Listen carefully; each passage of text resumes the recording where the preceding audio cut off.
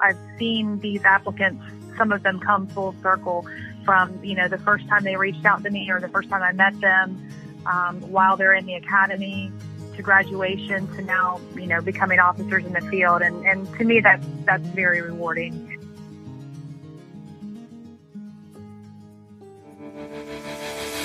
Welcome to the Woman Angler and Adventurer podcast, inspiring real women with a passion for fishing and the outdoors to go get their adventure on. Now, here's your fearless host, Angie Scott. Welcome, everyone, to this week's episode of the Woman Angler and Adventurer podcast. I am excited for our guest today, Officer Susanna McCallister with the Florida Fish and Wildlife Commission. Susanna, welcome to the show this morning. Thank you. Happy to be here. So we were talking a little bit offline. I was giving a little background on myself that, just so you know, I worked in the music industry here. I'm in Nashville, Tennessee, and I worked in the music industry for over 16 years. And I'm such an outdoors person. And while I loved being in the music industry, I was really wanting to shift to a different career where I wasn't sitting behind a desk all day in a windowless office. And so I was like racking my brain trying to think of what I could start working towards that would be more outdoors related. And I've always had a love for Florida ever since the first time I visited, because of just the vast variety of wildlife and fishing opportunities. And I was like, man, what could I do to make a shift, be able to move down to Florida? And so I really started looking into Florida fish and wildlife as a career. And you're actually a recruiter, which is perfect. So I'm excited to share what you do and kind of get to know you a little bit. So if you wouldn't mind, just give a little background on yourself and how you got into the field. Yeah, so ironically enough, it's kind of similar to your story. I started working for the FWC in August of 1999. We had just had a merger between the old Florida Marine Patrol and the Florida Fish and Game Commission merged and became the Florida Fish and Wildlife Conservation Commission. That happened in July of 99. I started in August of 99. But kind of like you, I was behind a desk. I was working in our division of law enforcement, enjoying what I did, but always wanted to do something more. I always wanted to become an officer. So about 14 years later, I decided that, either stop talking about it or do something about it. So I put in my application to become a law enforcement officer, went through the hiring process, and then started our academy in May of 2013, finished the training, graduated November of 2013, and have been in the field ever since. And my only regret is I didn't do it sooner. So it's been an excellent career, definitely an excellent change in careers, and never looked back. So it's. I remember when I was looking into it, it sounds like it's a pretty competitive process. And what are some of the things that somebody needs to do or prepare for if they were to decide to go after that? So, yeah, it is very competitive. It takes a while to get hired on with us. The process can take about a year, sometimes a year and a half from the time you submit an application. So the first step of the process is when we have an open application period to submit that application. Once it closes, then we'll notify the applicant of the supplemental application. That's usually open for about 3 to 4 weeks. If they get that turned in by the deadline and all that's required for that, we'll invite them to the physical abilities test, which is currently the 150-yard swim. It's a continuous swim for 150 yards. It's not timed. They can do any stroke. They just cannot stop. They cannot hang on to like the lane dividers or the edges. Once they finish that 150 yards, they get out of the pool, and then they begin an obstacle course that they have to complete within 8 minutes and 36 seconds. There's a video on YouTube that the applicant can watch to see what that obstacle course entails. If they pass that, then they'll be invited to an interview, and then basically depending on how well they do on the interview is, whether they continue through the hiring process. But as the recruiter, where I come into play, I can meet with the applicant. I can help prepare them for the interview. I can get them on a ride along. All those things will be helpful when they do come to the interview, with their knowledge and passion and so forth about becoming an FWC officer. That would be, extremely helpful for them. One thing that I did that I would kind of suggest to other people too interested in this is just to kind of get my feet wet. It's a different type of thing, but it's kind of similar along the same lines. Is I went ahead and volunteered for the Coast Guard Auxiliary here in Nashville, and got some training and got to do some drills like on the water with boat crew and stuff like that. And that kind of, I feel like, introduced me to some of the types of things that I might be doing if I were to become a FWC officer. And I always thought that would be a good suggestion for people interested in pursuing that line of work. And I imagine as a recruiter or somebody hiring, that having that type of background already on your resume might help. Oh, absolutely. Yeah, that would be very good. When they talk about transferable skills or, what have you done to prepare for this position? I mean, those are excellent ideas. That's something I hadn't thought of, and may pass that on to some future applicants. Thank you for that. Yeah, absolutely. Are there any kind of education requirements? Currently, there are not. The minimum requirements are they need to be 18 years old in order to submit an application. They have to be 19 by the time we hire them or before starting an academy. High school diploma or a GED are the current educational requirements.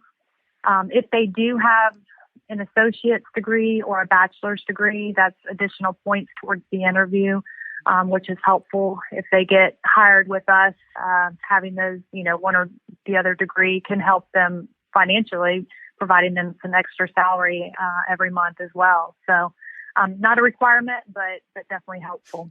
If somebody did want to go to school before pursuing this, is there a particular field of study that would be more beneficial? No, when applicants ask me that question, I tell them no, but do something that, they're interested in and anything that would kind of correlate or transfer over to this, Mm-hmm.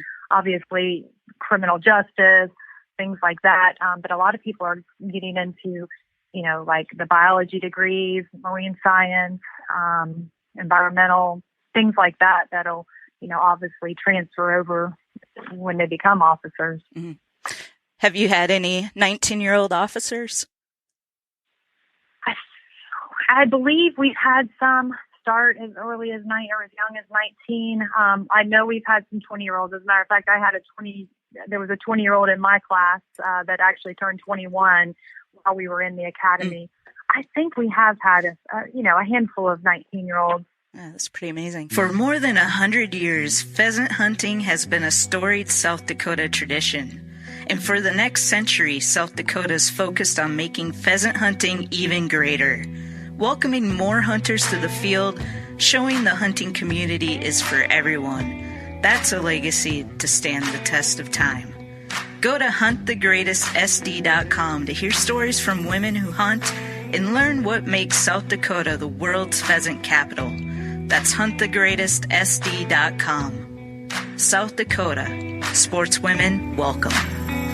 So talk about the Academy. That's actually where you're at right now. And for listeners, we were going to do this as a video episode, but I was having some connection issues today, so we changed it up to a phone interview. But talk about somebody makes it through the application process, they get accepted to the Academy. What's that process like from there? So if we offer them a position, we'll let them know what county in Florida they've been selected for. If they accept that offer, then they would start our academy.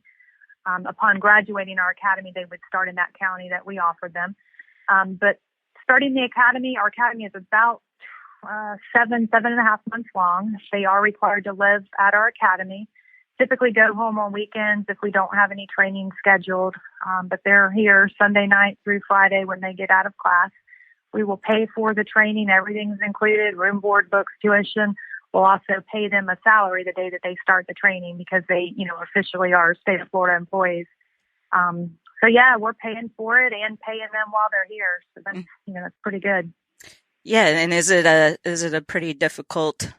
I mean, I imagine there's so much you got to learn as a FWC officer because you're working with wildlife, you're also law enforcement. There's got to be so many things somebody has to learn. Yeah, so the first 20 weeks, I believe, is what all law enforcement officers in the state of Florida go through. It's the basic recruit curriculum. So those first 20 weeks are just becoming a law enforcement officer, and the training that's required. For FWC, once we finish that curriculum, our class will then take the state exam, provided everybody passes that, which there's an extremely high passing rate. Then we roll into the last 10 weeks of the academy, which is considered our breakout. Those last 10 weeks are the FWC specific training that as officers, we're going to be doing in the field. Gotcha. Are there quite a few females that go out for that line of work? Comparatively speaking, no, but the last several classes on average, we have probably 5 females. I think there were 5 females in my class. And how many total are in a class? Usually about 45. Okay. Typically 45. Gotcha. And what's the dropout rate like? We usually lose in that, starting the academy and maybe throughout the academy, on average between 3 and 5 people. That's, some people just realized it maybe wasn't what they expected and decided this is not something they want to do. We lose people to academically, if they fail an exam. We lose them in some of the high liability courses like firearms or defensive tactics. But on average, 5 people per class. Gotcha. Yeah, it's not too bad with that size. Well, what do you find that's most rewarding for you in your position? In my position, I've been a recruiter almost 4 years, and so I've seen these applicants, some of them come full circle from, the first time they reached out to me or the first time I met them, while they're in the academy to graduation to now, becoming officers in the field. And to me, that's very rewarding, to see them, 2-3 years ago to today. And what's been kind of most challenging for you? As a recruiter, I focus on diversity recruiting, and that can be a challenge.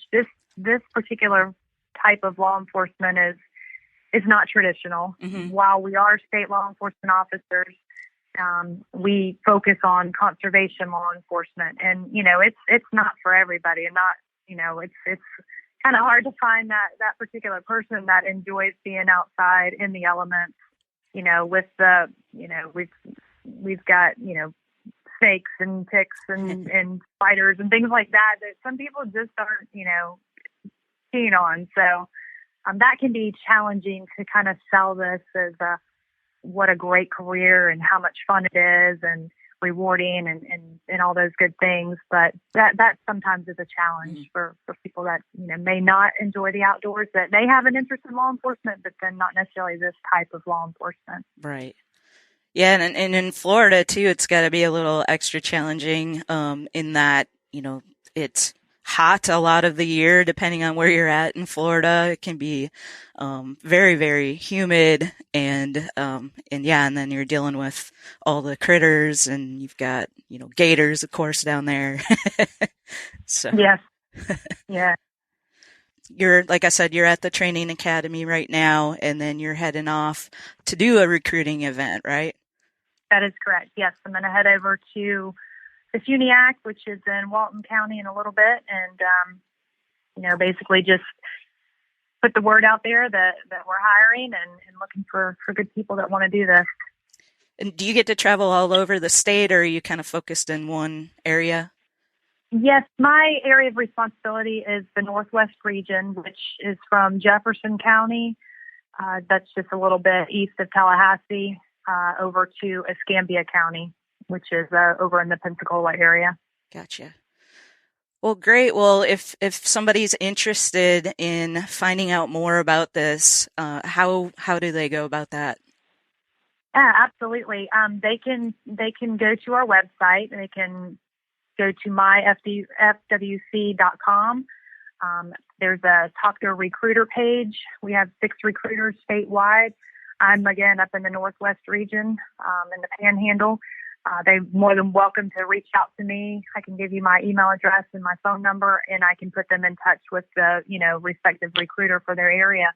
But that would be the first step, is to, contact a recruiter, and then we'll help facilitate the process thereafter.